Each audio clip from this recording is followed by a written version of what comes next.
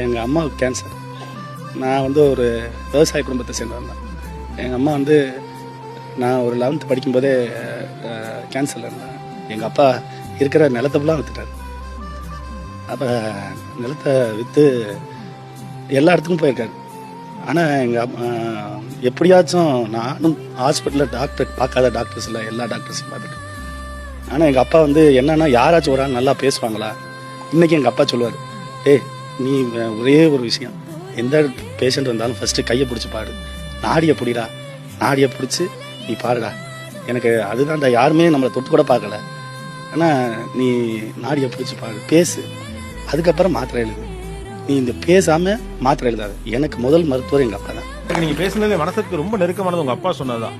வரவங்க கையை பிடிச்சி பாடுறாரு, டச் இருக்குல்ல, அது பெரிய ஹீலிங். அதுவும் மருத்துவம் தெரிந்த ஒருத்தர் வந்து என்ன தொட்டு பாக்குறாருனாலே எனக்கு பாதி நம்பிக்கை வந்துடும். அந்த வார்ம், அந்த சூடே